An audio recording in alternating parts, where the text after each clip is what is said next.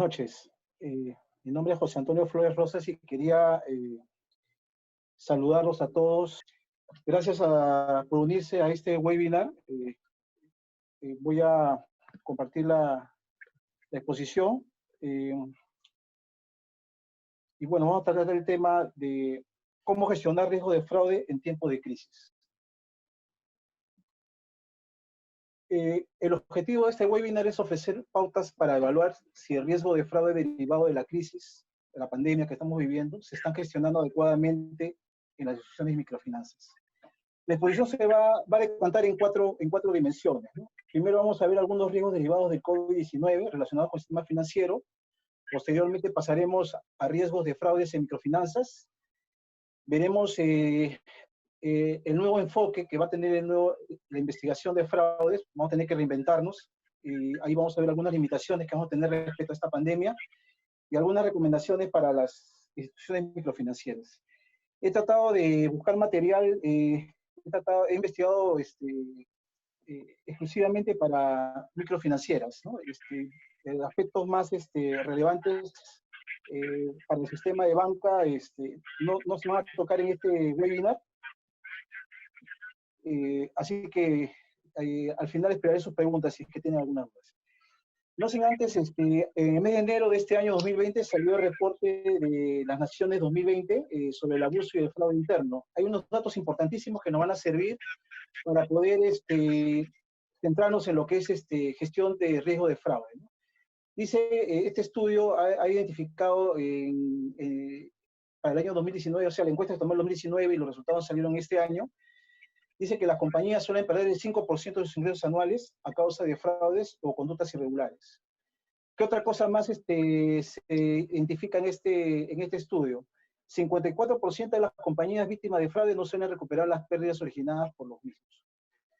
El tercero, el tiempo promedio hasta que se detecta la ocurrencia de un fraude es de aproximadamente 14 meses. Miren, 14 meses se demora una empresa en detectar un fraude, ¿no?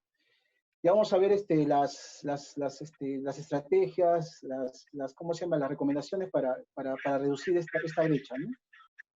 Después, un tercio de los fraudes corresponden a la falta de controles internos. Este es un dato importantísimo, que no lo había visto anteriormente, este estudio de la Asociación de Diseminadores de Fraude, que dice que se ha identificado que un tercio de los fraudes corresponden a la falta de controles internos. O sea, acá está revalorando cómo están nuestros controles internos, ¿no? Si, en primer lugar, si cumplen las tres condiciones, ¿no? Existencia, efectividad y suficiencia, ¿no? Después, la presencia de controles antifraude está asociada con menos pérdidas por fraude y detección más rápida, ¿no? O sea, las empresas que tienen controles antifraude son las más, digamos, más rápidas para poder identificar y para poder detectar de forma más rápida los fraudes. ¿Qué otro aspecto más importante tiene este estudio? Este estudio reflejó que el fraude interno tiene mayores probabilidades de ser detectado a través de los avisos o denuncias, ¿no?, que por cualquier otro medio.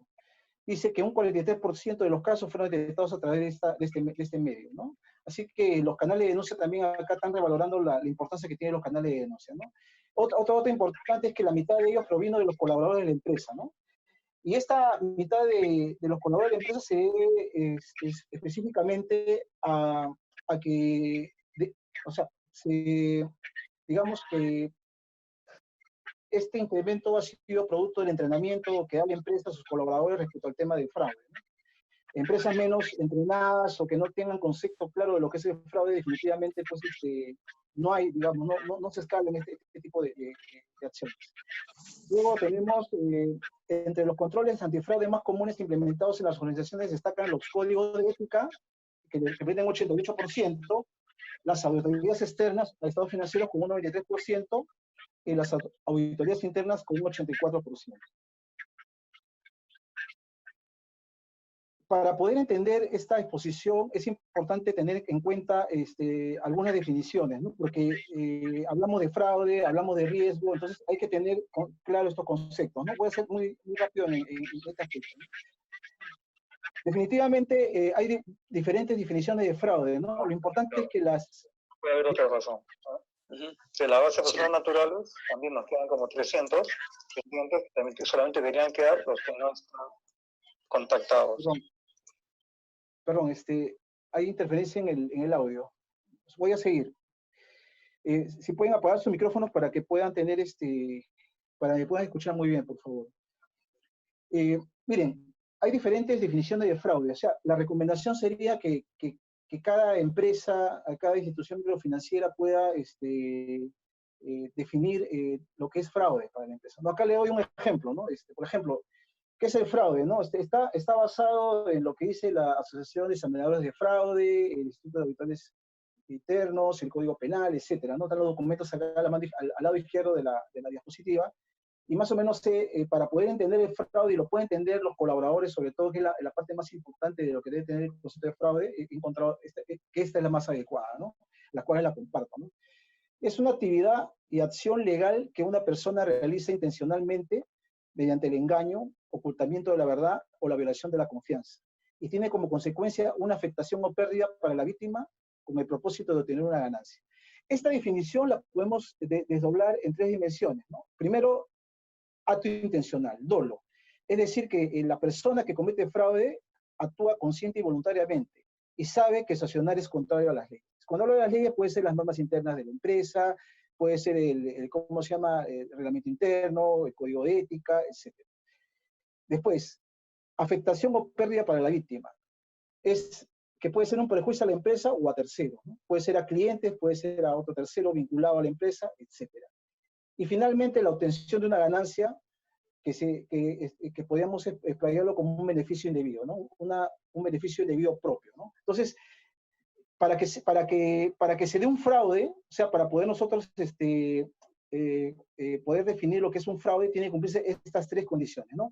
Que sea un acto intencional, o sea, que haya dolo, que haya una afectación o pérdida para la víctima, en este caso hay un perjuicio a la empresa o a terceros, y finalmente que la persona que comete el fraude debe tener una ganancia, ¿no? Un beneficio indebido. Entonces, si esas tres condiciones se cumplen simultáneamente, entonces podemos definir que la persona cometió un fraude, ¿no? Entonces ahí podríamos ya tener una definición de fraude que es más aterrizada respecto a los conceptos que de repente manejamos, ¿no? Entonces, esto sería ideal para que los colaboradores puedan tener en claro el concepto de fraude, ¿no? Acto intencional, afectación o pérdida para la víctima, obtención de una ganancia, ¿no?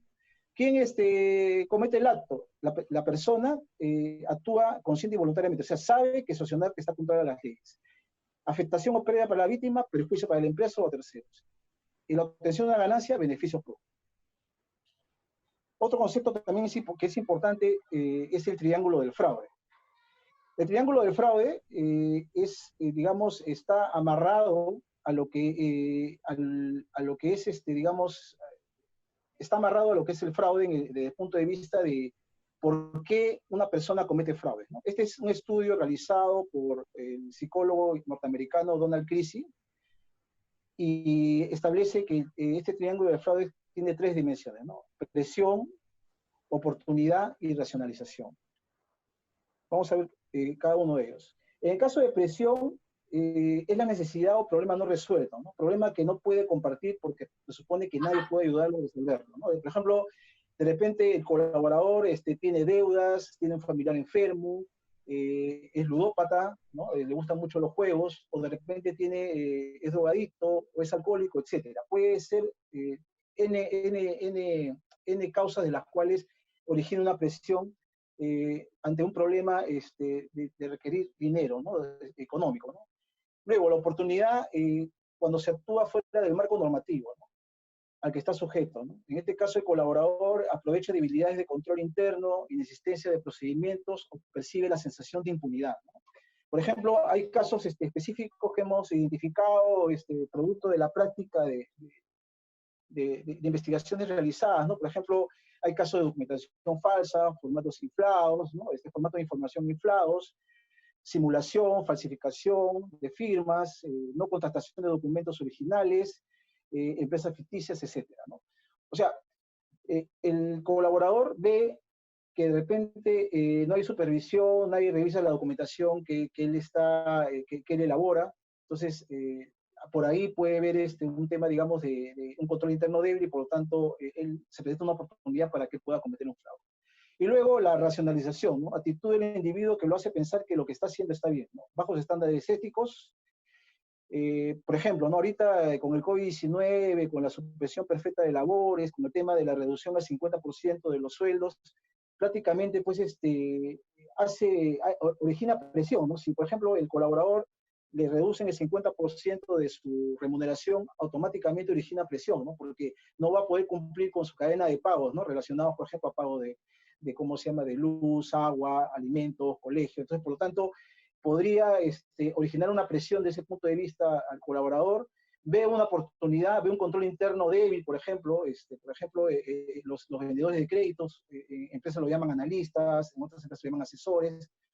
El vendedor de crédito ve alguna oportunidad y pues una vez que lo comete, lo justifica, ¿no? Lo hice porque me rebajaron el sueldo 50%, por ejemplo. Otros aspectos, por ejemplo, dicen, me lo merezco por no ser promovido también, ¿no? O no gano lo suficiente, o todo por la meta, ¿no? O lo hago porque me tratan mal, ¿no? Este tema de racionalización tiene que ver mucho con el clima laboral que vamos a ver más adelante, bueno, eso es lo relacionado a lo que es el triángulo de fraude, que es el estudio del por qué los colaboradores pueden cometer fraudes, ¿no? Están, digamos, propensos a cometer fraudes. El riesgo también es importantísimo, ¿no? Este tema de riesgo es importantísimo porque generalmente todos los nuevos modelos, por ejemplo, el ISO 31000, el 37000, todo lo que es continuidad de negocio, todo lo que es seguridad de información, tienen como piedra angular o como, digamos, como algo importante el tema de gestión de riesgos, ¿no? Entonces, hay personas que de repente no saben lo que es un riesgo, ¿no? O no saben definir lo que es un riesgo, menos identificar riesgo, que vamos a ver más adelante. Entonces, la definición de ISO 31000 el 2018, que no ha cambiado la de 2009, dice que, ojo, acá hay que analizar este concepto, ¿no? Es el efecto de incertidumbre en la consecución de los objetivos. Ojo, acá también lo hablamos en 3 dimensiones, ¿no? Incertidumbre, puede que nunca ocurra. Segundo, el riesgo importa y debe gestionarse, porque tiene un efecto siempre negativo. Y tercero, ese efecto es sobre los objetivos fijados. O sea, acá automáticamente está vinculando el riesgo a los objetivos fijados. Eso, por favor, grábenselo. Como vamos a ver más adelante, la importancia de esta definición. También otro concepto que tenemos que tener en claro que es lo que es riesgo crediticio. ¿Por qué? Porque a veces muchas investigaciones, de repente de colaboradores que quieren escalar denuncias al buzón de denuncias, confunden lo que es un riesgo crediticio con lo que es un fraude, ¿no? Por ejemplo, ahorita el tema del COVID prácticamente ha mermado el tema de los pagos de los créditos, ¿no? Entonces, este tipo digamos, de comportamiento puede deberse, definitivamente es un riesgo crediticio, ¿no? Que es la pérdida potencial en que incurre la empresa debido a la probabilidad que la contraparte, en este caso el cliente, no efectúe oportunamente un pago y que incumpla con sus obligaciones contractuales y extracontractuales. ¿Qué quiere decir, por ejemplo? Que el cliente no es que no quiera pagar, sino que de repente, por ejemplo, su negocio fue cerrado por el COVID, o de repente hubo un incendio en su negocio, o de repente una inundación, etcétera, etcétera, etcétera, ¿no? Y eso hizo que el cliente no pudo pagar. Entonces, aquí hay una línea muy delgada entre lo que es riesgo crediticio y fraude. Entonces, eso hay que tenerlo en cuenta, hay que tenerlo en el radar. Entonces, este es un concepto también importantísimo que debemos tener en cuenta, ¿no? Riesgo crediticio. Ya estamos viendo 3. Después, también tenemos que tener en claro lo que es el riesgo operacional, ¿no? Que es la posibilidad de ocurrencia de pérdidas financieras debido a fallas en procesos, ¿no? Personas, sistemas o eventos. Entonces acá, también el riesgo operacional también hay que verlo desde el punto de vista y también diferenciarlo de lo que es un fraude, ¿no? Esto generalmente se da por fallas en procesos, en personas, eventos externos y sistemas, ¿no? Vamos a verlo más adelante para poder, con ejemplo, lo vamos a aterrizar estos conceptos. Otra cosa importantísima que hay que tener en cuenta cuando se gestiona riesgo de fraude es en cuenta este modelo, ¿no? El modelo de las 3 líneas de defensa para una efectiva gestión de riesgos y control, ¿no? Ahí estoy poniendo ¿cómo se llama? El libro que está disponible en la página del Instituto de Auditores Internos. Este documento se emitió en el año 2013, describe las responsabilidades de riesgo y control dentro de una organización. Y acá hay que tener en cuenta lo siguiente, ¿no? Dice, al aplicar este modelo de las 3 líneas de defensa en una organización se obtiene la siguiente clasificación. La primera línea de defensa son las unidades de gestión operativa, que es responsable de identificar los riesgos y controles. La segunda línea de defensa, conformada por comités encargados de la supervisión de las actividades de la primera línea de defensa. Tercera línea de defensa, función que recae en auditoría interna que supervisa lo que hace la primera y segunda línea de defensa. Entonces acá, para aterrizar este concepto que parece chino, pero no es chino, sino es fácil. Por ejemplo, ¿quiénes están en la línea de ataque? ¿Quién es la primera línea de defensa? En este caso, los vendedores de créditos, que en unas entidades lo llaman analistas, otros lo llaman asesores. Entonces, esta es la primera línea de defensa. Acompañada de los jefes de créditos, ¿no? Los, ¿cómo se llama? Administradores de créditos, que lo llaman en otras empresas. Ellos son la primera línea de defensa. ¿Y quién sería la segunda línea de defensa? Los comités, ¿no? Los comités que ven este tipo de, por ejemplo, el comité de riesgos, ¿no? El comité de continuidad del negocio, etcétera, sería la segunda línea de defensa. Y la tercera línea de defensa vendría a ser ya auditoría, que supervisa el tema del trabajo de la segunda línea de defensa y la primera línea de defensa. Voy a mostrar un ejemplo más o menos de cómo está estructurado esto, ¿no? Por ejemplo, la primera línea de defensa tenemos a la gestión de control, medición de control interno. La segunda línea de defensa tenemos el control financiero, seguridad, gestión de riesgo, calidad, inspección, cumplimiento. Esta es una fuente también de internos, de auditores internos. Y finalmente la tercera línea de defensa, ¿no? Que es la auditoría interna. ¿Por qué es importante? Porque cuando se analiza un fraude, justamente se ve este proceso, ¿no? Este proceso es importantísimo, porque acá nosotros identificamos responsabilidades tanto en la primera como en la segunda línea de defensa. Porque siempre en las investigaciones de fraude la pita se rompe por el lado más débil, ¿no? Siempre el que, digamos, sale perjudicado es el colaborador, en este caso el que vende el crédito, el que hace la cobranza. Y no escalan más con respecto, por ejemplo, a quién lo supervisó. Porque de repente que supervisó no ejecutó el control debido a fin de poder identificar, digamos, previamente este fraude, ¿no? Entonces, acá es importantísimo este modelo de 3 líneas de defensa, porque acá nosotros identificamos responsabilidades, no solamente del que cometió el fraude, sino el que supervisó o el que estuvo a su cargo al que cometió el fraude, ¿no? Porque se supone que un supervisor es para que pueda, es la segunda línea de defensa y tiene que ver más o menos cómo está actuando, en este caso, el vendedor de créditos, si significa cobranza, etc., ¿no? Es más, eso también se aplica en el tema, por ejemplo, estoy hablando, me estoy digamos, sesgando al tema de créditos, pero también podemos verlo en el tema también de compras, de finanzas, de tesorería, de logística, de inventarios, etcétera, ¿no? Podemos aplicar esta línea de defensa también en otras áreas, ¿no?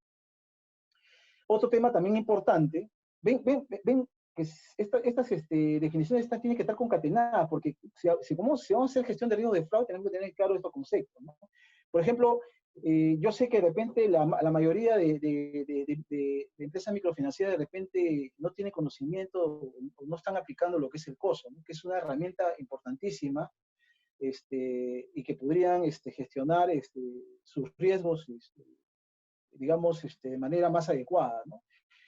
Acá solamente me voy a detener en el punto 2, que es evaluación de riesgo, donde el COSO dice, en el punto 8, evaluar el riesgo de fraude, ¿no? Que está compuesto de 4 enfoques, ¿no? Estos 4 enfoques, dice, el principio 8 dice, la organización considera la probabilidad de fraude al evaluar los riesgos para la consecución de los objetivos de la empresa. En este caso, por ejemplo, también, o sea, el COSO también ve lo que es gestión de riesgo, ¿no? Acá tenemos unos ejemplos prácticos para validar este principio, pero vamos a leer los 4 enfoques, ¿no? Tiene en cuenta distintos tipos de fraude, dice. Posibles informaciones fraudulentas, pérdida de activos y casos de corrupción. Miren el punto 2, ¿ah? Evalúa los incentivos y presiones. A menudo se derivan y guardan relación con el enfoque de control. ¿Qué más dice el punto 3? Evalúa las oportunidades. Es la capacidad de adquirir, utilizar o vender bienes o activos alterando los registros contables. Y en el punto 4, evalúa las actitudes y justificaciones. Son llevados a cabo por los individuos que participan o tratan de justificar determinadas actuaciones irregulares. Entonces, por ejemplo, ahí, ¿qué se está delineando en ese enfoque, en esos 4 enfoques? No es el triángulo de fraude, incentivos y presiones, oportunidades, justificación y racionalización.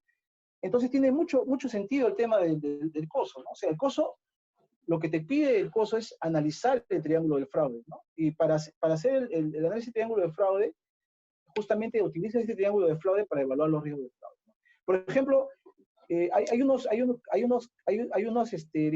algunas alternativas que podrían implementar las empresas para evaluar este riesgo de fraude. Por ejemplo, implementar una política de prevención de fraude, sensibilizar al personal sobre el riesgo de fraude, difusión del manual de organizaciones del personal, actividades de difusión, medición y monitoreo del fraude, reglamento de seguridad y salud en el trabajo. Son herramientas que nos van a permitir, por ejemplo, poder mitigar el riesgo de fraude. Vamos a pasar más rápido. Ahora, miren, este es un modelo de gestión de riesgo de fraude que lo voy a explicar muy brevemente. Este tipo de modelo de gestión de riesgo de fraude, tengo un modelo de gestión de riesgo de fraude para el sector público, para el sector privado, para el sistema financiero, para el sistema minero, pero acá lo voy a ceñir específicamente al tema de microfinanzas, ¿sí? Este modelo de gestión de riesgo de fraude es importantísimo porque con ello vamos a poder identificar los riesgos de fraude y poder implementar los controles internos que cumplan las tres condiciones, ¿no? La condición de existencia, de efectividad y de suficiencia. Y este modelo que dice, ¿no? Lo voy a tratar brevemente porque, como te digo, este modelo es para 16 horas ¿cómo se llama? Con el taller incluido, para poder hacer digamos, una concienciación de este tema, ¿no? Por ejemplo, este modelo se compone de siete etapas, ¿no? Uno es comunicación y consulta, que tiene que ver con los objetivos, estrategias y metas de la empresa, ¿no? Antes de nosotros identificar riesgo, tenemos que saber cuáles son la visión, la misión, los objetivos estratégicos de la empresa, qué estrategias tiene, qué metas tiene, ¿no? ¿Qué más debemos saber para poder identificar riesgo? Tenemos que saber el contexto, ¿no? Por ejemplo, este contexto actual que estamos viviendo un tema de pandemia, entonces este factor es importantísimo, la pandemia, también hay factores políticos, económicos, tecnológicos, sociales, que lo vamos a ver más adelante cuando veamos ya los riesgos más aterrizados. Y después la tercera etapa es donde yo considero, de acuerdo a mi experiencia, tanto en consultorías que he realizado tanto al sector público como privado, acá está la falencia del modelo, ¿no? Por ejemplo, si ustedes conocen, de repente hay algunas cajas que tienen órganos de control institucional y un talón de Aquiles es la implementación del sistema de control interno, ¿no? Entonces todos se quedan en el primer componente, ¿no? Que es ambiente de control. Evaluación de riesgo no lo hacen. ¿Por qué no lo hacen? Porque no hay una metodología. La metodología que está explicada en una resolución de Contraloría, pues es un tema, digamos, complicado, ¿no? Que no se digiere fácilmente, ¿no? Pero, ¿cuál es realmente la causa raíz del por qué no se implementa el sistema de control interno? ¿Por qué no se implementa una gestión de riesgo de fraude? ¿Cuál es la falencia? Yo he identificado, o sea, tengo como conclusión que la principal causa es que tanto empresas privadas como públicas no sabemos identificar riesgos. Y si no sabemos identificar riesgos, definitivamente todo sistema, todo modelo va a ser imposible de poder implementar. Entonces, yo les voy a dar unos tips para que ustedes puedan identificar los riesgos, ¿no? Entonces, este tema, vamos a quedarnos acá en la tercera etapa para poder definir, ¿cómo se llama?, de cómo identificar riesgos, ¿no? O sea, es importante, ¿no? Identificar riesgos es, por ejemplo, en los cursos de certificación de ISO 31000, 37000, continuidad de negocios, seguridad de la información, lamentablemente no hay talleres de identificación de riesgos, ¿no? Que debería haber, ¿no? Generalmente la identificación de riesgos lo pasan tangencialmente, te dicen, por ejemplo, que se utiliza herramientas como la teoría de los 5 porqués, de Chicago, FODA, etc. ¿No? Pero no te aterrizan esos conceptos de cómo poder identificar riesgos. Por ejemplo, yo le voy a hacer una pregunta. A ver, le voy a hacer una pregunta, ¿no? ¿Cuál sería el riesgo de esta capacitación, de este webinar, ¿no? ¿Cuál sería? De repente me pueden decir ustedes, no, puede ser que se caiga la red de internet, la red Wi-Fi, o que haya un apagón, etcétera, ¿no? Pero realmente ese es el riesgo, ese es el riesgo de esta capacitación. Entonces, para ello, tenemos que tener en consideración estas tres premisas que les estoy mostrando en este momento. Esta es la clave para nosotros poder identificar riesgo, y quiero que tomen atención, por favor, porque a partir de este momento, teniendo estos tres puntos, digamos, claros y, digamos, entendidos, ustedes van a poder identificar riesgos. Y si ustedes saben identificar riesgos, definitivamente van a poder implementar cualquier tipo de modelo. Van a poder implementar ISO 31000, ISO 37000, temas de seguridad de la información, salud en el trabajo, etcétera. Porque todos esos modelos, todo ese tema de continuidad de negocio, todos tienen el componente de evaluación de riesgos. Entonces, vayamos al punto, ¿no? Primero tenemos, la primera consideración es que no existe ninguna forma práctica de reducir el riesgo a cero. O sea, en otras palabras, el riesgo no se puede eliminar. El riesgo no puede ser cero. ¿Qué otra cosa más tenemos que tener en claro y ser conscientes, ¿no? Que el riesgo es inherente a las actividades, procedimientos, programas y personas, ¿no? Les cuento una anécdota, ¿no? Me invitaron para hacer una capacitación de gestión de riesgo en el sector público, y bueno, di la capacitación correspondiente, y bueno, el titular de la entidad, no voy a decir la entidad para no dejarlo mal, me dijo, muy buena tu charla, muy buena tu capacitación, pero tengo que decirte que acá el riesgo es cero. En el sector público no hay riesgos. ¿Y qué vemos ahora con este COVID? Este COVID-19 prácticamente nos ha permitido, a nadie, a todos nos ha agarrado, digamos,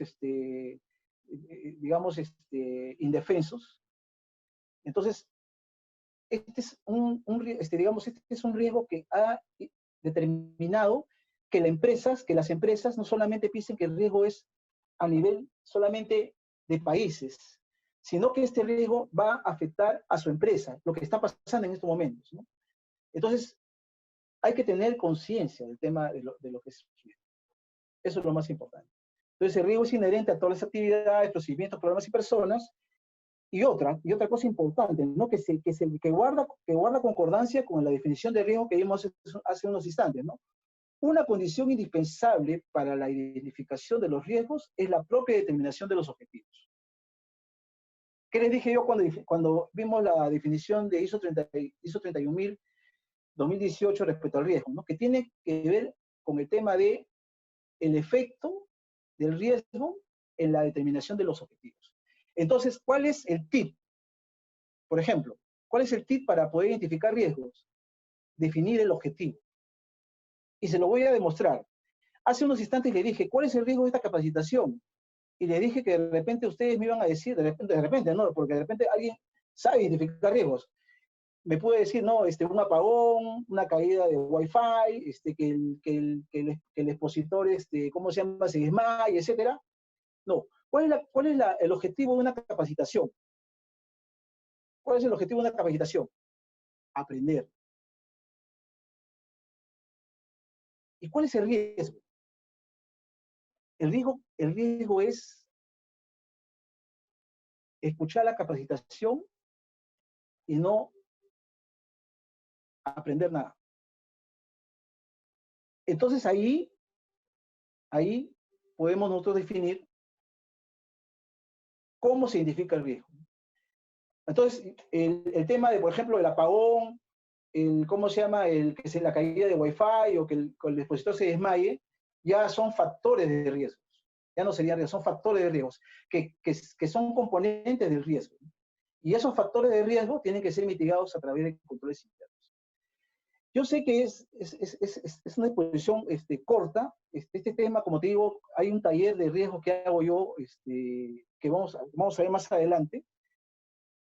Y ahí podríamos nosotros ya dar un desarrollo más apropiado de lo que es una gestión, una identificación correcta de riesgos. Otra cosa también que he identificado en el tema de identificación de riesgos es la forma de detectar un riesgo, ¿no?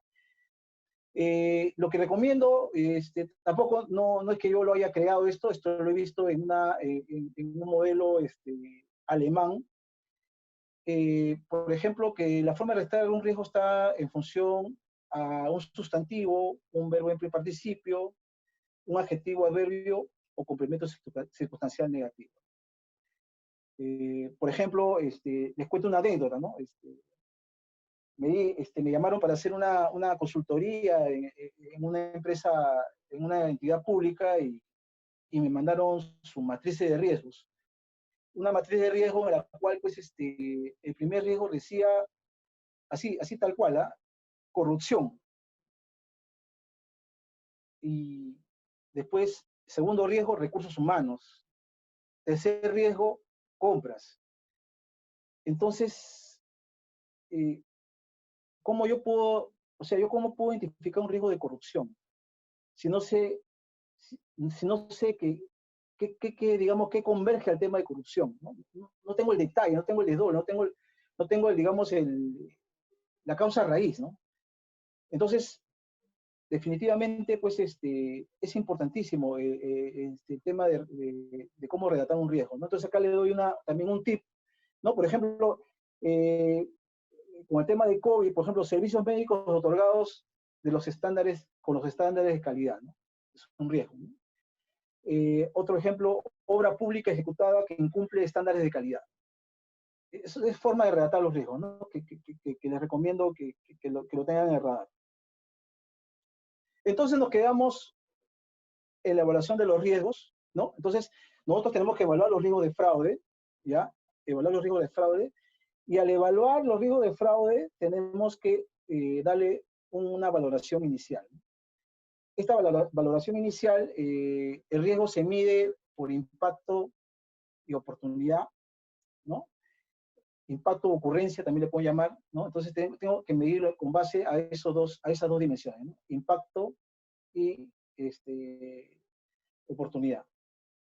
Entonces, supongamos, vamos a poner un ejemplo, que el riesgo de fraude me salga impacto 8 y ocurrencia 8. Luego, evaluamos ese riesgo de fraude en función a los controles internos que tiene esos riesgos, ¿no? Y para evaluar esos controles internos tengo que evaluar su existencia, su suficiencia y su efectividad. Cuando hablo de existencia, es decir, que exista en el procedimiento un control interno que mitigue ese riesgo de fraude. O sea, que exista. De repente, en el análisis que yo haga de este riesgo de fraude, de repente no hay ese control interno, ¿no? Entonces, justamente ahí, gol, ¿no? Gol de media cancha, porque ahí sí voy a implementar un control interno, que es en función al riesgo que me está pegando. Segundo, lo que es la suficiencia, ¿no? Si este control interno es suficiente, ¿no? Si funciona o no funciona, ¿no? O sea, si realmente me mitiga el riesgo, ¿no? Es decir, el riesgo menos el control interno, ¿no? Que el valor residual sea, pues, lo más mínimo posible, ¿no? Esa es la suficiencia, ¿no? Y efectivo es que funcione, ¿no? Efectividad, que funcione el control. Entonces, supongamos que en el ejemplo que les di hace unos instantes, que mi impacto ¿cómo se llama? Mi impacto y mi ocurrencia sea 8, de un riesgo de fraude.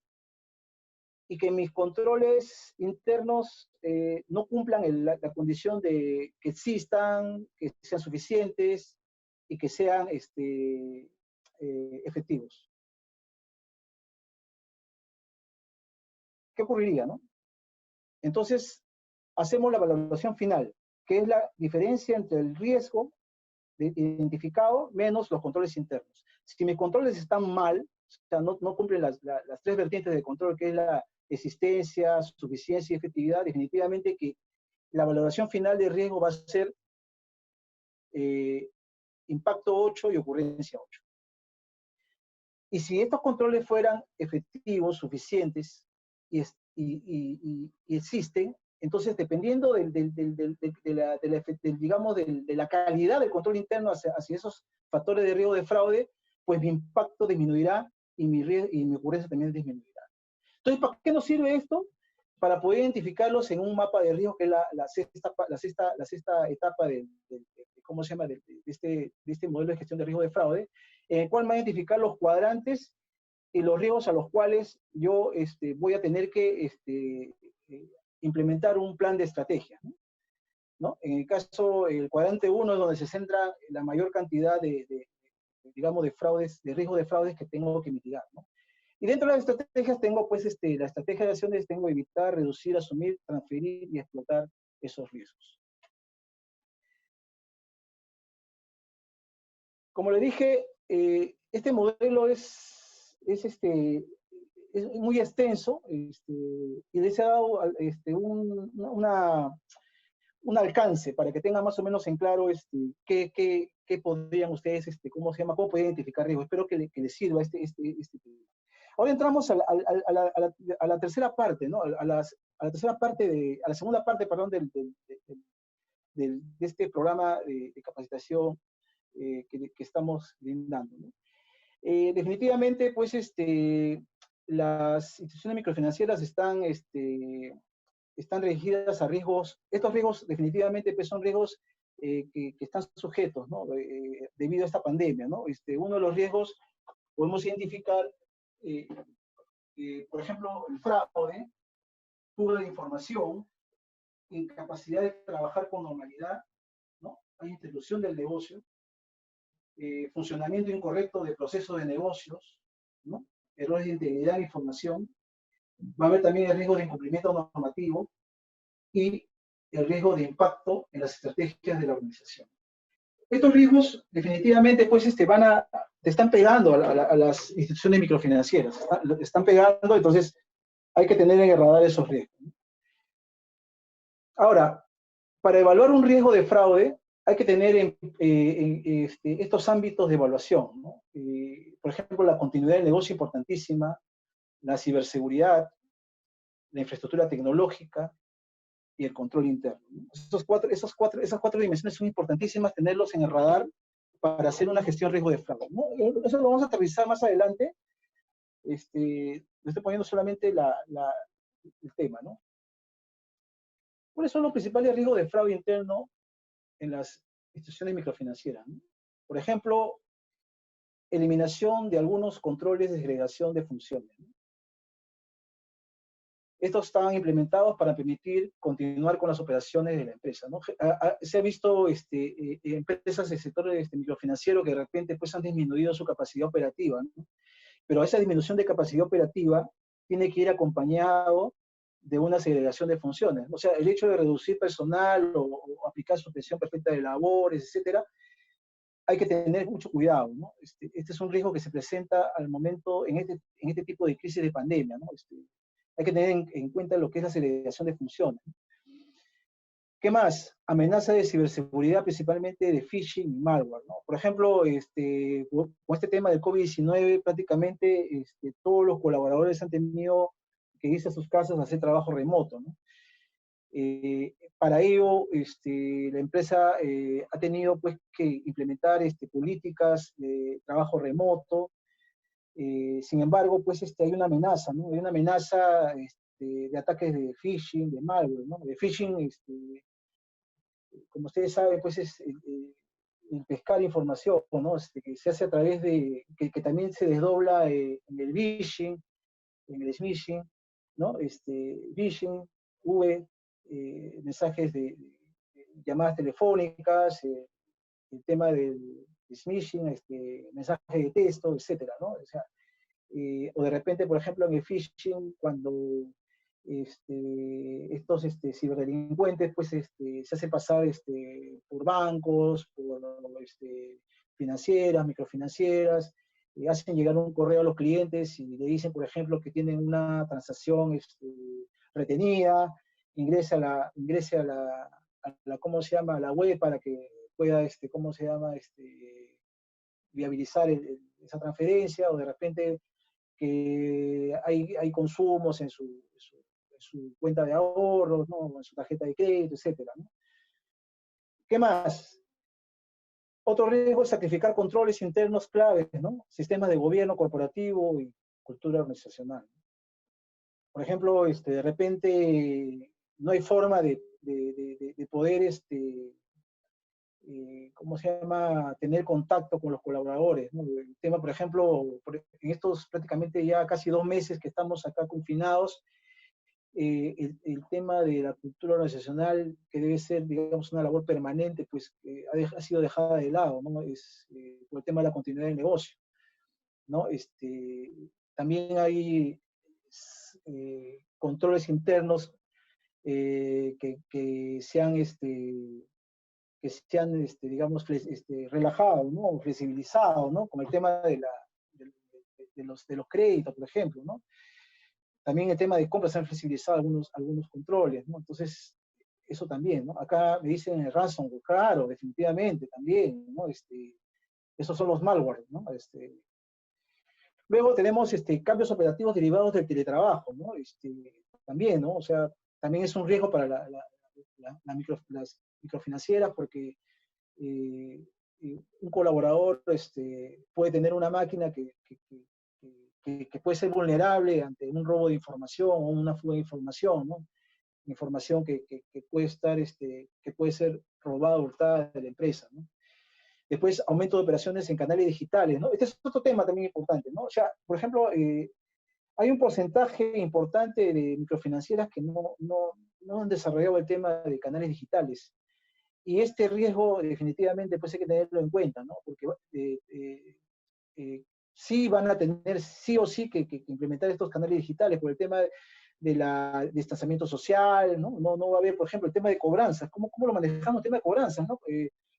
El tema de cobranzas face to face, ¿cómo lo hacemos, ¿no? O sea, realmente el cliente está en situación crítica, o de repente puede ser un cliente que de repente pues tiene bodega y que su operación no ha sido, digamos, no ha sido paralizada, ¿no? Más bien todo lo contrario, ha aumentado. Y él se presenta de repente como uno que ha sido pues afectado y por lo tanto retrasa pagos, ¿no? Entonces hay que tener en estos canales digitales buen conocimiento de los clientes, ¿no? Segmentarlos, ¿no? Ver qué clientes son puntuales, qué clientes son, digamos, como se dice, camisetas, son están más fidelizados, etcétera, ¿no? Luego, cambios en los perfiles y comportamientos de empleados y clientes, ¿no? Eso también es importantísimo, ¿no? De repente antes tenía autorizaciones para ver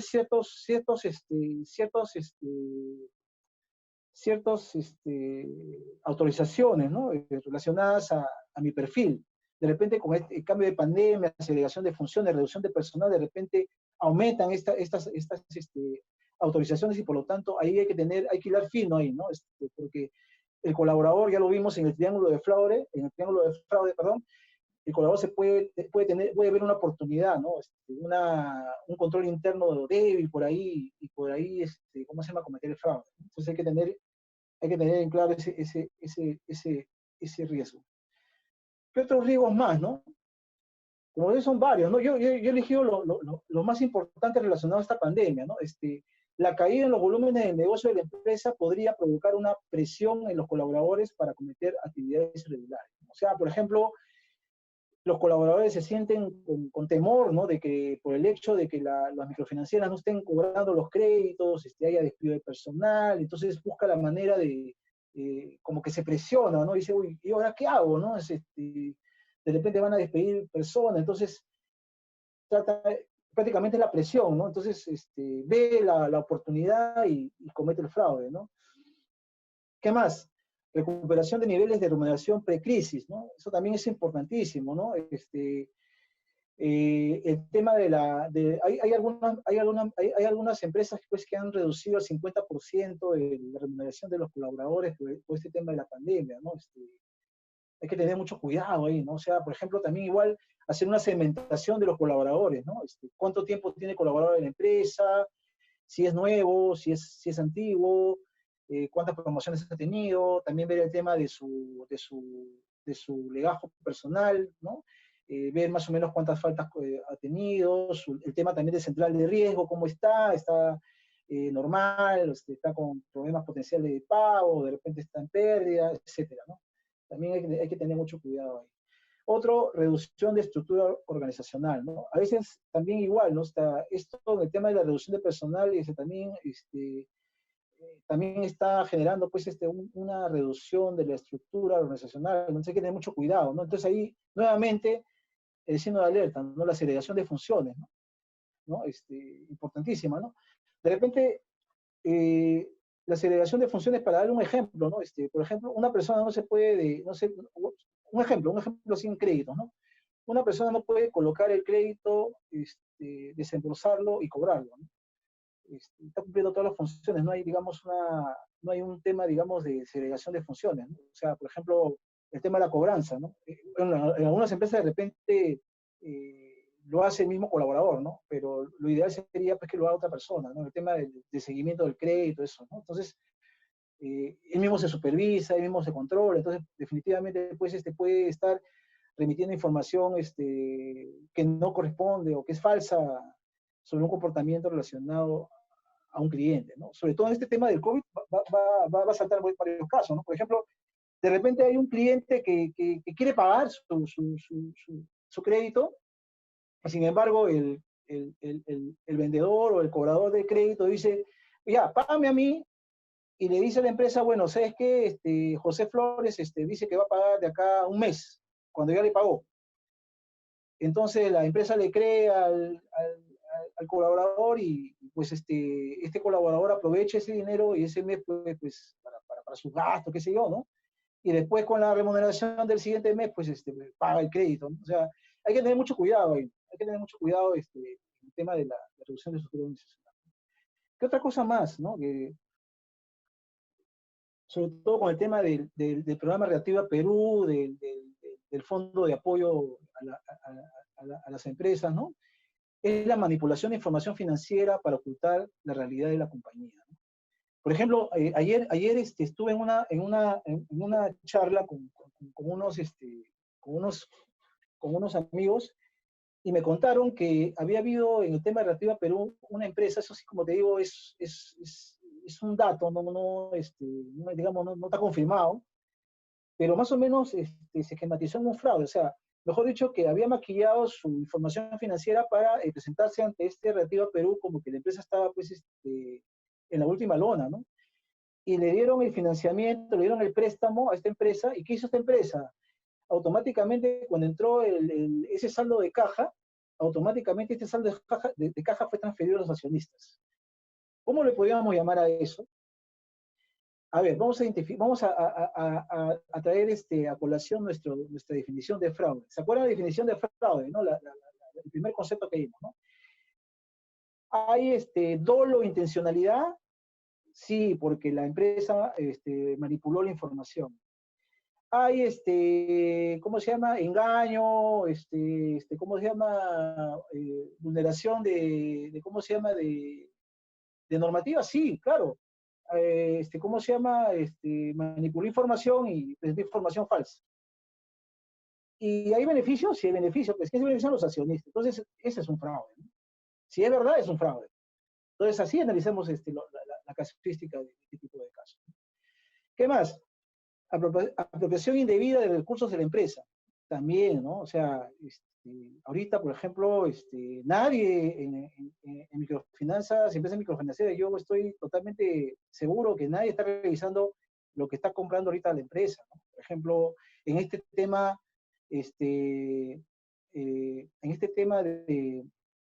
de pandemia, en estos nuevos protocolos, estas nuevas normativas que ha sacado el Estado respecto a que las personas ya nuevamente van a comenzar a realizar sus actividades de manera progresiva. Nosotros no sabemos, por ejemplo, la empresa tiene que comprar mascarillas, tiene que comprar pruebas, etcétera. ¿No? Hay que estar preparado para eso, ¿no? O sea, ya hemos visto en información tanto televisiva como periodística, ya en el sector público se están presentando casos de denuncia de compra de mascarillas a sobreprecios, sobrevalorados, alcohol gel, etcétera, ¿no? Entonces, también igual hay que tener eso en el radar de las financieras, ¿no? Hay que ver cómo está comprando nuestra logística, nuestra área de compras, ¿no? Entonces también tendríamos que poner el radar ahí, ¿no? El ojo ahí, ¿no? ¿Qué otra cosa? Negociación con proveedores de términos desfavorables para las compañías con un beneficio propio, ¿no? O sea, acá estamos hablando de, sí, o sea, estamos hablando de una colusión entre el departamento de compras de una empresa microfinanciera con el proveedor, ¿no? Esto, hay una normativa específica, este es un tema más de compliance, entonces acá sí hay que tener, también hay que tenerlo en el radar, ¿no?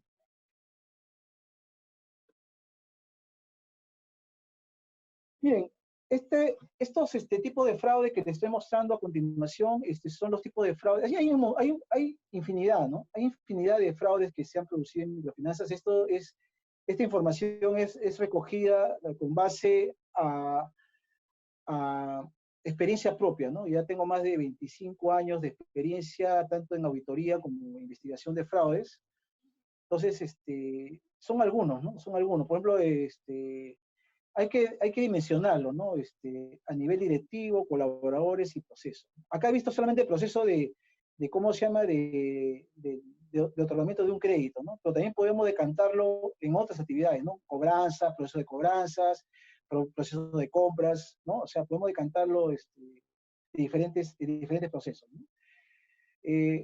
Por ejemplo, una pregunta que cae de madura es, ¿dónde pega más el fraude en una microfinanciera respecto a estas tres dimensiones, ¿no? ¿En el nivel directivo o en los colaboradores, ¿no? Cuando hablo de colaboradores estamos hablando de los vendedores de crédito, que en algunas empresas son analistas, asesores, etcétera. Y en el nivel directivo, pues, estamos hablando de la alta dirección, ¿no? Entonces, ¿dónde creen ustedes que pega más el fraude? Definitivamente, esto lo hago interactivo, ¿no? O sea, estoy tratando de más o menos de cuestionar y poner la respuesta del millón es en el nivel directivo. Ahora, me podrán decir, oye, pero está loco, José Antonio, ¿cómo va a ser nivel directivo si lo...? No. Lean ¿cómo se llama?, el reporte de las Naciones de la Asociación de Examinadores de Fraude, y donde nos pega más el fraude es en el nivel directivo, es en alta dirección. ¿Se acuerda del caso de Reactiva Perú que les comenté hace unos instantes, en el cual una empresa manipula información financiera a fin de acceder a este beneficio y la transferencia de esos recursos son transferidos a la alta dirección? Es un golpe, es un ejemplo, pero práctico, ¿no? Perdón. Es un ejemplo práctico, ¿no? O sea, definitivamente, ¿no? ¿Por qué en el nivel directivo? Porque ellos son los que controlan, los dueños de los controles internos. Ellos prácticamente gestionan el tema de la flexibilización de los controles, etcétera, ¿no? Y se puede materializar a través de desviación de recursos, uso del poder para beneficio propio, préstamos a vinculados y manipulación de información financiera. Ya hemos visto un caso de manipulación de información financiera, ¿no? Entonces, esos son algunos que he detectado en mi experiencia profesional. Y ahora vamos a los colaboradores, ¿no? Por ejemplo, hay varios casos de préstamos ficticios, ¿no? O sea, por ejemplo, las famosas simulaciones, ¿no? Donde prácticamente el expediente de crédito es solo papel. El negocio no existe, el cliente no se dedica al negocio que supuestamente dice que se dedica, ¿cómo se llama? No tiene ¿cómo se llama? La experiencia de vida en el negocio, etcétera, etcétera, etcétera. Después, préstamos sin control de riesgo. Esto se da en el tema de la prospección del crédito, promoción del crédito, ¿no? Préstamos sin control de riesgo crediticio, aunado a una amplia rotación de vendedores de crédito. También, ¿no? O sea, la rotación de la rotación de vendedores de créditos, o sea, por ejemplo, ¿no? Una agencia o una oficina que tenga mucha rotación de vendedores de crédito, hablando de asesores, analistas de créditos, definitivamente pues, va a generar pues, un riesgo, ¿no? Un riesgo de fraude, ¿no? Puesto que prácticamente por esa rotación pongo, ¿cómo se llama? Vulnero mi riesgo crediticio. Entonces, ahí hay que tener mucho cuidado, ¿no? O sea, la alta rotación no es recomendable, ¿no? Entonces hay que ver otro mecanismo, ¿no? Después, acuerdos entre el vendedor de crédito y el cliente, ¿no? que puede materializarse en compartir bonificaciones, compartir recursos de préstamo. Este ha tenido un montón de casos, ¿ah? Innumerables casos, ¿no? Donde el colaborador, pues, le dice, oye, te presto, oye, ¿sabes que tú calificas solamente por un préstamo de 1.000? Pero yo te cocino las cifras y te consigo 3.000. Y el cliente dice, ya, pero ¿qué tengo que hacer? No, simplemente yo te doy 2.000 y tú me das 1.000. Y definitivamente, pues, hacen el pacto y, ¿cómo se llama? Y, ¿cómo se llama? Vulneran el control que hace la empresa. ¿Esto cuándo se identifica? Cuando el crédito se cae, ¿no? Porque ustedes han visto, de acuerdo al estudio de las naciones, del ADFE, cuánto se demora a identificar un fraude de una empresa, 14 meses. Entonces, esto entra a colación ahí, ¿no? O sea, de repente lo ha hecho en un ciclo de préstamo, 2 ciclos de préstamo, por ejemplo, 1 año, 2 años, 3 años, y sigue manejando esa política, ¿no? Y nadie se da cuenta, ¿no? Entonces ahí hay que tener mucho cuidado, ¿no? ¿Qué más? Favorecer con préstamos a familiares y conocidos también, ¿no? Otro fraude que se da, ¿no? Generalmente nosotros tenemos que orientarnos al tema de gestionar riesgo de fraude, ¿no? Cuando hablo de gestionar riesgo de fraude, es antes de que nos ocurra el fraude, no cuando ya nos pegó, ¿no? ¿No? Porque ya seríamos reactivos, ¿no? Hay que ser proactivos, ¿no? Entonces, hay que tener ahí también en el radar eso, ¿no? ¿Qué más? Représtamos recurrentes para incrementar el número de créditos colocados, ¿no? Esto hacen mucho los colaboradores, ¿no? Con el tema de la meta, ¿no? Por ejemplo, hacen représtamo, prácticamente lo hacen al cliente que prácticamente entre, pues, en un apalancamiento, y finalmente, pues,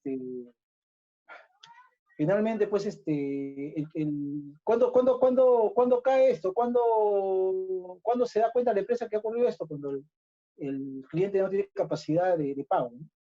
Ya no puede pagar el crédito, ¿no? De hecho, représtamo, pero ¿quién salió ganando ahí? El colaborador, porque el colaborador, cuanto más coloca, más incrementa su bono, ¿no? Entonces, también ahí también hay un riesgo también que hay que ver, ¿no?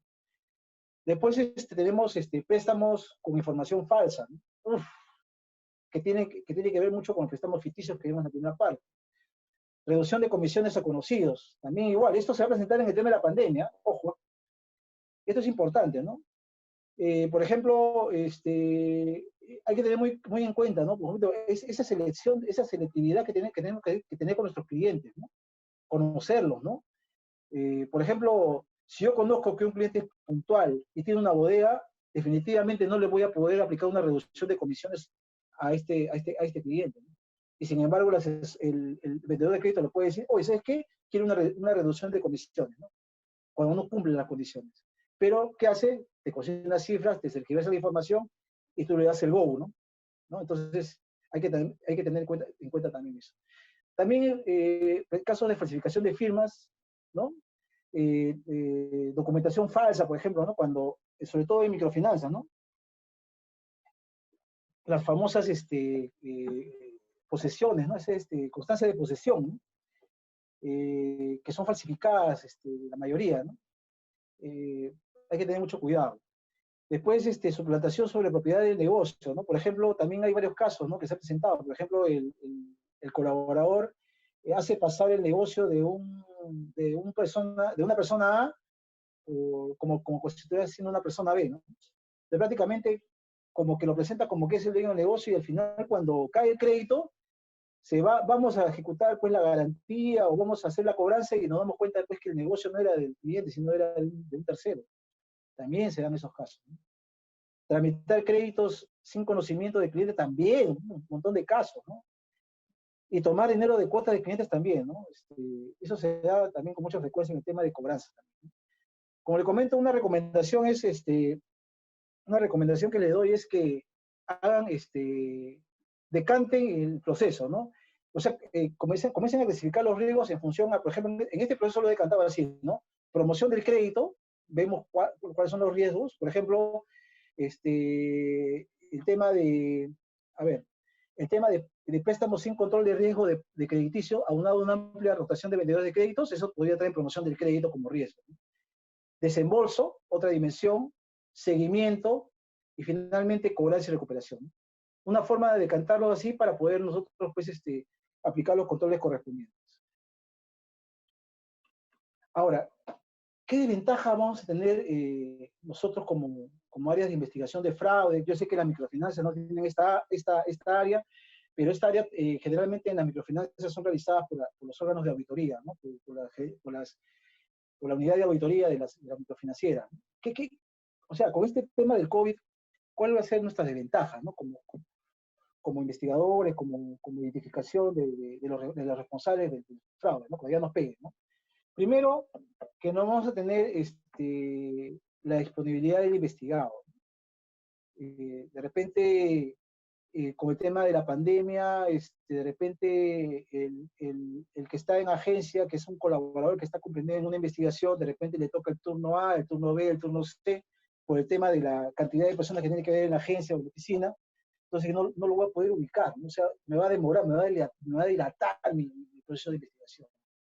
Otro tema, limitaciones a la observación, definitivamente, ¿no? O sea, por ejemplo, cuando yo lo entreviste al colaborador, ya sea telefónicamente o videoconferencia, no voy a poder observarlo, ¿no? Generalmente cuando nosotros entrevistamos a los colaboradores que cometen fraude o están dentro del proceso de investigación de fraude, nosotros vemos sus gestos, sus movimientos, por ejemplo, si suda, si mueve mucho la pierna, si hace el tic del ojo que se le mueve rápido, o que habla muy rápido, o no, o sea, se nota nerviosismo, ¿no? Entonces, ahí nos da la posibilidad de poder apretarlo más, ¿no? De acuerdo a las evidencias que hemos encontrado en campo, ¿no? También es otra limitación que vamos a tener, y que vamos a tener que reinventarnos como área de investigación, ¿no? Otro tema también, una desventaja que vamos a tener nosotros los que investigamos fraudes es un acceso a las evidencias, ¿no? También no vamos a poder tener acceso pleno a las evidencias, ¿no? Otro, con capacidad de ejecutar pruebas tampoco, también va a haber una limitancia. Otra cosa importante, ¿no? Validación de documentos, ¿no? Por ejemplo, ha habido muchos fraudes en microfinanzas relacionados a tasaciones de ¿cómo se llama?, de terrenos, ¿no? Estas tasaciones de terrenos, ustedes saben, ¿no? O sea, corrompen al que va a hacer la tasación, y un edificio o una propiedad que te vale, pues, $200,000, $300,000, lo hace pasar como si valiera $1 millón, ¿no? Entonces, cuando yo haga ese tipo de pruebas de validación de documentos, pues ahí va a haber ¿cómo se llama?, el tema. Por ejemplo, que me presente una constancia de autorización de funcionamiento, también igual. O sea, ¿cuál va a ser ¿cómo se llama?, mi prueba competente, suficiente y relevante, ¿no? O sea, ¿cómo voy a poder obtener una validación? Por ejemplo, la municipalidad estará disponible para que me diga si esa autorización es válida o no es válida. Lo podré buscar en internet. La municipalidad tendrá ese acceso a esa información para poder validarla. También es un tema también que nos está pegando esta crisis, ¿no? Y también el más importante que yo considero es las limitaciones en la cadena de custodia, ¿no? O sea, no voy a poder custodiar mis pruebas, ¿no? O sea, y eso en algunos casos va a poder invalidar cuando yo pase a denunciar penalmente a un colaborador por un fraude que haya cometido, ¿no? Entonces, eso hay que reinventarnos, ¿no? Hay que ver la manera ¿cómo se llama?, de poder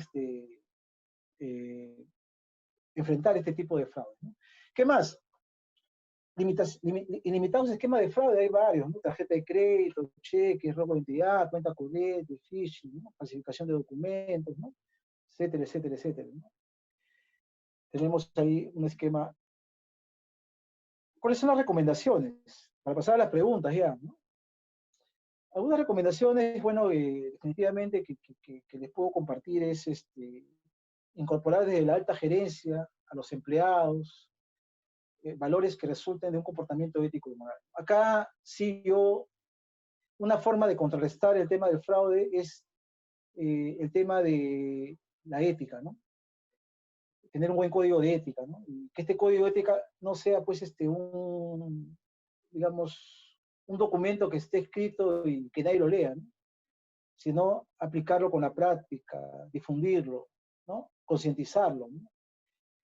¿Qué más? Revisar y reforzar los controles de fraude interno para que hagan frente a los riesgos, ¿no? Eso es importante, ¿no? Sobre todo en esta situación de pandemia, ¿no?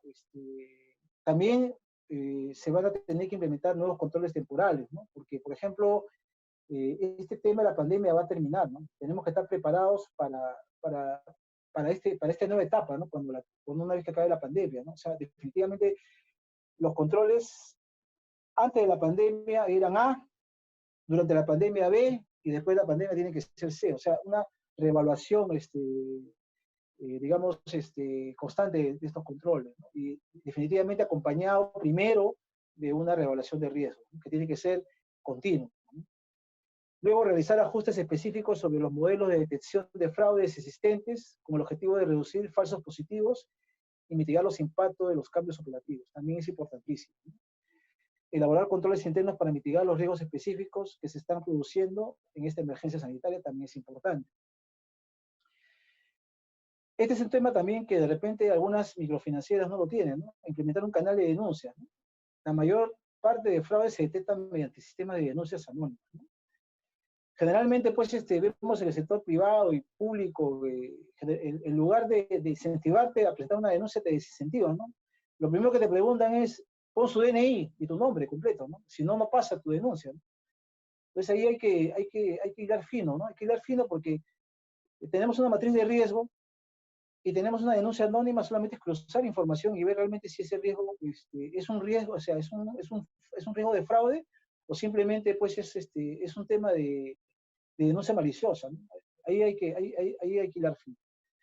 Después también una recomendación también es alinear los TIs, ¿no? A los esfuerzos realizados por otras áreas de la organización en la lucha contra el fraude, ¿no? O sea, el área de TI o información y tecnología debe estar de la mano con la organización en la lucha contra el fraude, ¿no? Conocer a sus clientes, estábamos hablando hace unos instantes, ¿no? Empleados, proveedores, y también fortalecer el gobierno corporativo y comités. Luego, implementar un programa antifraude, que también es importante, como una estrategia de continuidad del negocio. Luego, capacitar al personal, crear un ambiente positivo de trabajo, emplear y promover el personal adecuado. Y otra cosa importante, ¿no? También hay que, en la posibilidad de los casos, pues, ejecutar auditorías forenses, ¿no? Cuando haya un fraude en su institución, ¿no? ¿No? ¿Cuál es el valor agregado de una auditoría forense, ¿no? Esta auditoría forense te va a hacer tener en cuenta pilares básicos de prevención y control de fraude, ¿no? Te va a focalizar el monitoreo de productos y procesos vulnerables, te va a generar programas basados en matriz de vulnerabilidades, te va a enriquecer la matriz de riesgos y controles con visión de fraude, te va a implementar esquemas de monitoreo centralizado, te va a profundizar el diseño de pistas y alertas de fraude, te va a promover la especialización integradora del negocio y también te va a dar un valor agregado en el tema de la capacitación en materia de fraude, ¿no? Acá hay algunos aspectos que son recomendables en cada etapa del fraude, ¿no? Desde el punto de vista de prevención, detención y respuesta o investigación, ¿no?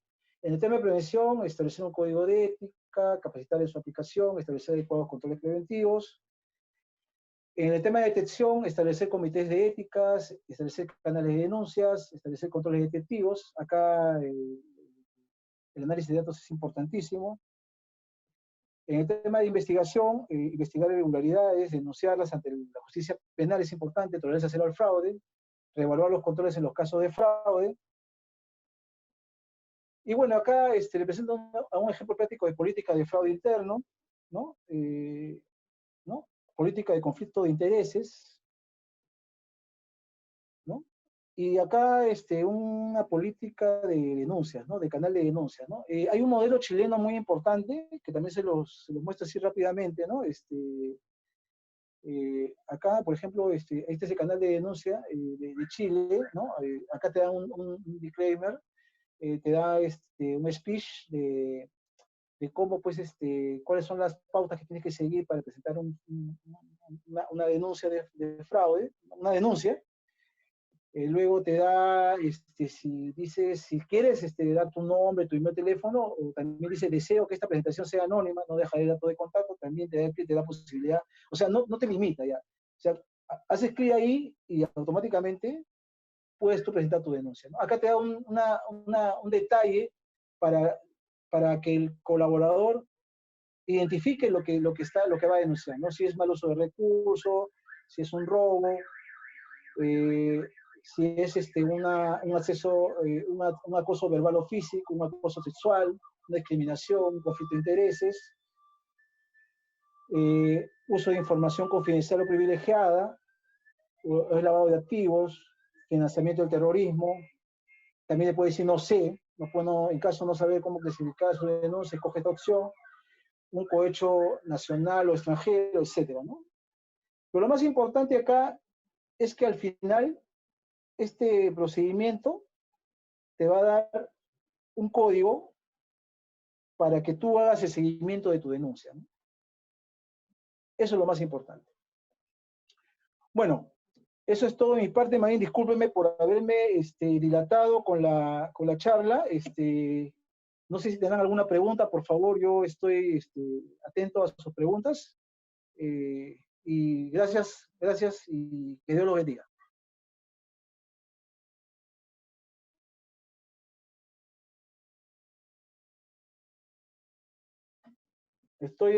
Estoy expedito a las preguntas que quieren ofrecer. No sé si quieren, lo pueden hacer a través de chat. Me estaba comentando la señorita Flor.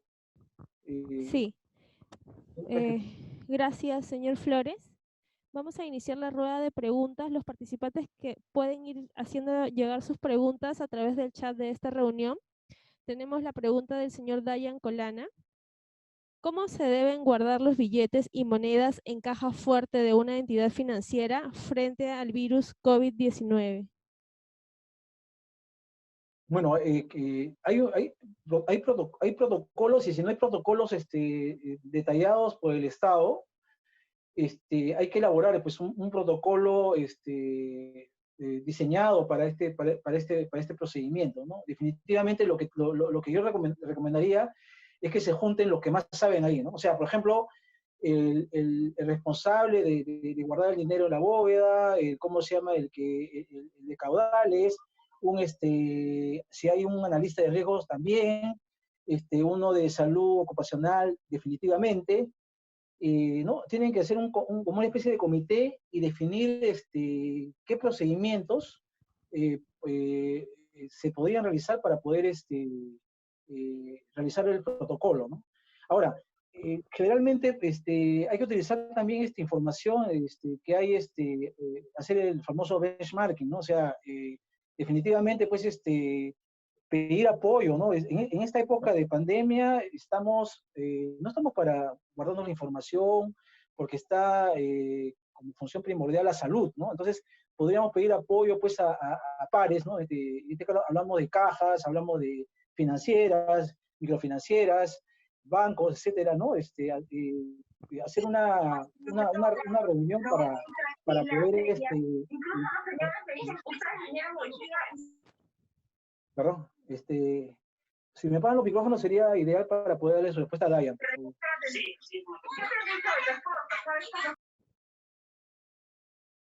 Ok, entonces, bueno, como les estaba comentando, eso sería lo más ideal, ¿no? O sea, desde mi punto de vista, ¿no? O sea, tienen que saberlo, o sea, tienen que juntarse lo que más saben relacionado a este tema, ¿no?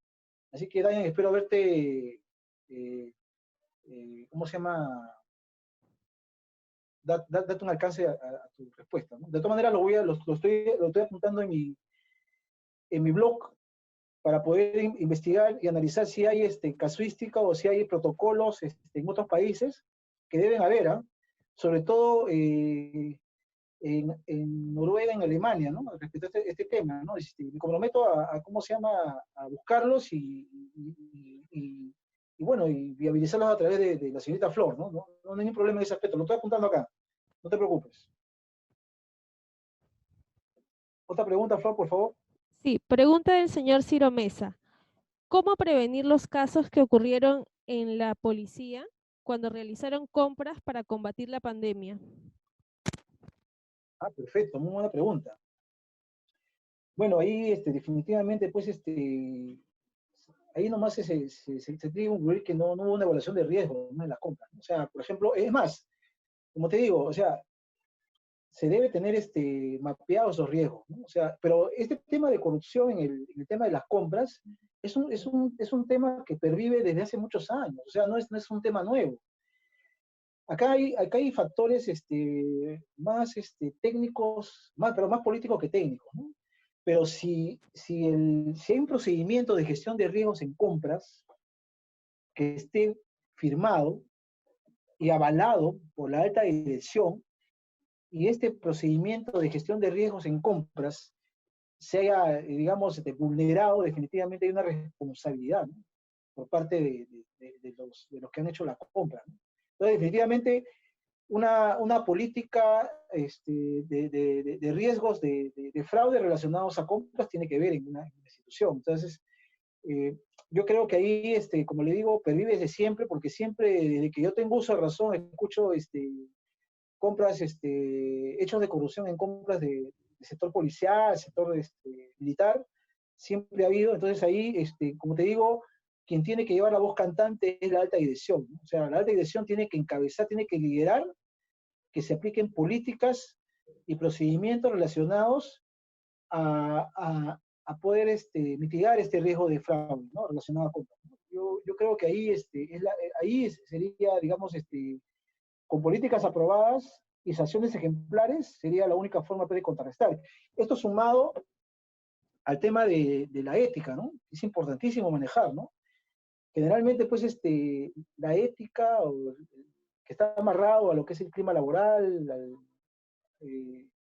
tiene que ver mucho, ¿no? O sea, tienen que aterrizar el código de ética, tiene que concientizar al personal, tiene que ver, por ejemplo, que ese dinero que se apropian estas personas, pues son recursos públicos y que van orientados pues al personal policial para cautelar y resguardar su vida, ¿no? O sea, hay que tenerlo claro, ¿no? Pero como le digo, ¿no? O sea, mucho depende del tema de la ética, ¿no? O sea, hay que entrenar el tema de la ética, ¿no? Hay que concientizar, ¿no? Entonces, definitivamente, pues es un tema, digamos, de larga data, ¿no? De largo aliento, ¿no? Entonces hay que trabajar desde ahora, ¿no?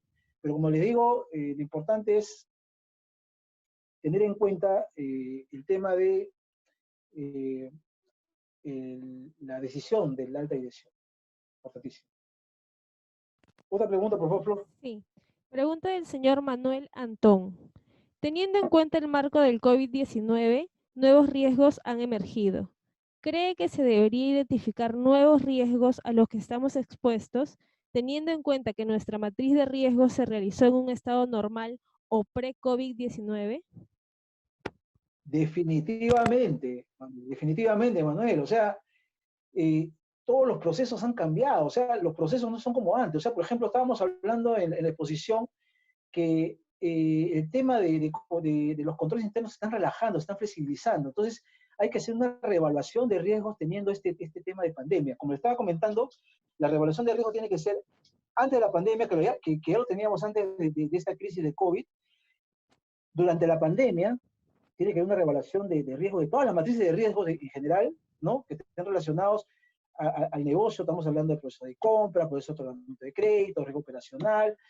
Y después, post la pandemia, ¿no? Cuando ya cabe este tema de la pandemia, también igual, o sea, una recalibración de las matrices de riesgo, definitivamente, ¿no? O sea, eso indudablemente, y te lo digo con un ejemplo práctico, ¿no? A ver, por ejemplo, en el tema de tarjeta de créditos, lo tenemos ahí, por ejemplo, un control que estaba especificado, son ¿cómo se llaman? Los consumos inusuales.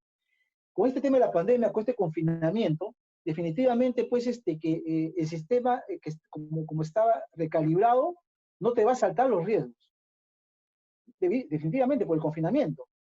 La tarjeta de crédito no va a ser el mismo uso, entonces, por lo tanto, puede ser que los clientes sean sujetos de fraude y que esas matrices de riesgo, esos riesgos, esos controles que están implementados en función de esas matrices de riesgo pre-COVID, no estén, digamos, identificando estos nuevos riesgos de fraude que podrían darse relacionados a hackers, relacionados a robo de información, a robo ¿cómo se llama?, a fuga de información. Entonces, definitivamente, o sea, hay que hacer una recalibración, ¿no? Definitivamente, una reevaluación de todas las matrices. Otra pregunta, Flor, por favor. Sí. Pregunta del señor Jorge Díaz. Tomando en cuenta los controles preventivos para mitigar el fraude en una empresa, ¿existen controles que se podrían implementar en el proceso de selección y contratación de personal que apoyen en este sentido? Claro, definitivamente, sí. O sea, como te digo, la gestión de riesgo de fraude no solamente, o sea, no solamente está aplicado al tema de créditos, al tema de compras, también al tema de selección de personal, ¿no? Por ejemplo, generalmente, bueno, los bancos, digamos, mitigan este riesgo, trasladando esta función a un headhunter, ¿no? En cambio, la microfinanciera lo hacen ellos mismos, su departamento de personas, recursos humanos. Entonces, definitivamente tiene que ser, o sea, ahí se tiene que juntar, como digo, los que más saben, o sea, los que más saben del negocio, o sea, el especialista o analista en selección de personal, el tema de, ¿cómo se llama? Un analista de riesgo de cajón, un analista de, ¿cómo se llama?, de seguridad de información, etcétera, ¿no? O sea, hacerse tipo de mini comités y evaluar qué riesgos puede presentarse al momento de seleccionar un personal, ¿no?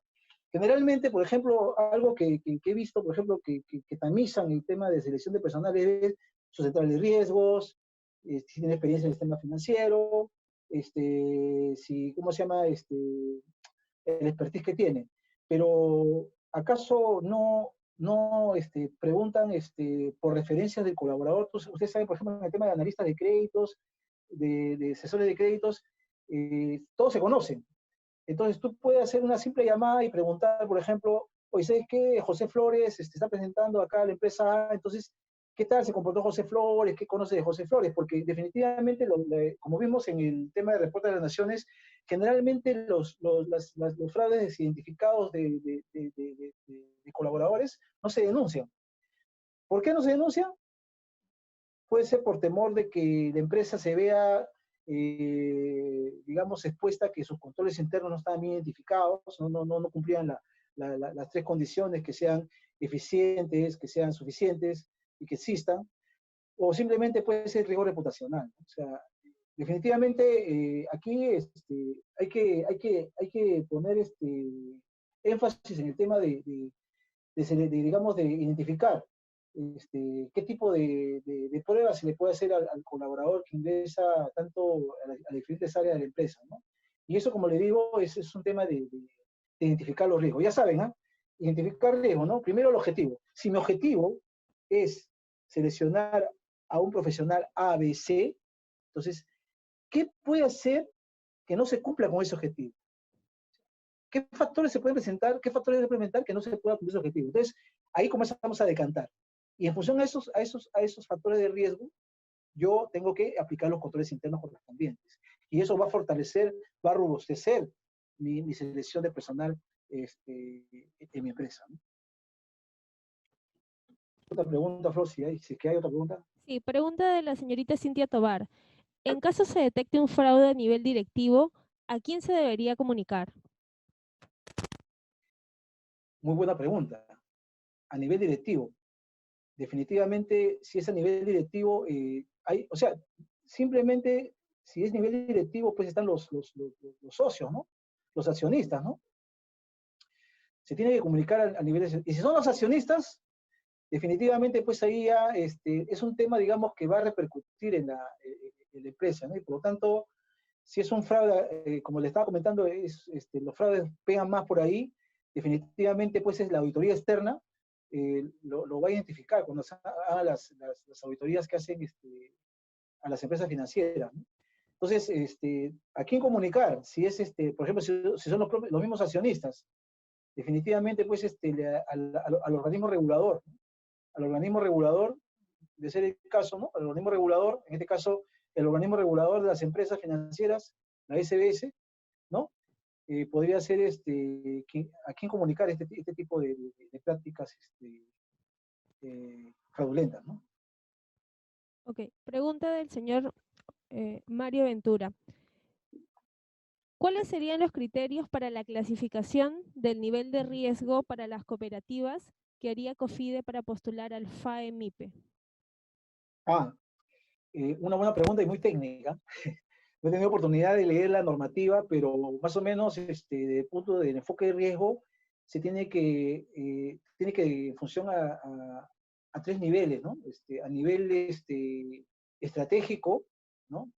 A nivel directivo y a nivel operacional. En este caso, por ejemplo, es a nivel, correspondería a nivel estratégico, ¿no? A lo que es la alta dirección y al nivel de directivo, ¿no? O sea, los gerentes.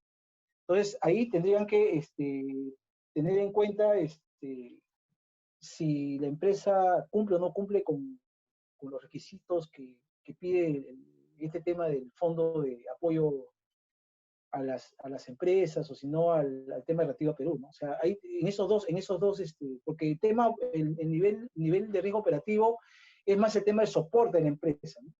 El nivel directivo está a cargo de todo lo que es el core del negocio, y el nivel de estratégico, que es el nivel de accionistas, es el tema más de toma de decisiones, ¿no? Entonces, se enfocaría en esos dos primeros, ¿no? El nivel estratégico y el nivel directivo. Gracias. Pregunta de Jacqueline del Valle. En esta situación, ¿cómo se medirá la capacidad de pago, ya que estaremos más propensos a fraudes? Buena pregunta. Pero no es pregunta de fraude, ¿eh?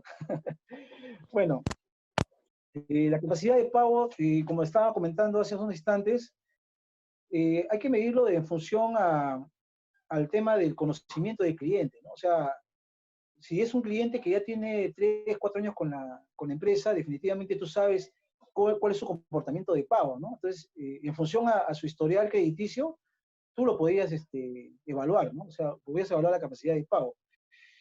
Otro factor importante es también su comportamiento en central de riesgo, ¿no? Cómo va, ¿no? O sea, cómo ha ido, ¿no? O sea, también por ahí podría también ver su capacidad de pago. Después también el tema del sector, ¿no? El sector en que está, ¿no? De repente es un sector que no está afectado por esta crisis, ¿no? Como ustedes saben, hay sectores que sean digamos, beneficiados, y otros sectores que se han perjudicado. Entonces también ahí también sería un buen criterio para poder evaluar capacidad de pago, ¿no? Esa ha sido ya la última pregunta. Les agradecemos a todos los participantes y esperamos haber colaborado en algo en su desarrollo profesional. Le agradecemos también a nuestro expositor José Flores por compartir todas sus experiencias y sus conocimientos. Muchas gracias a todos y que Dios los bendiga.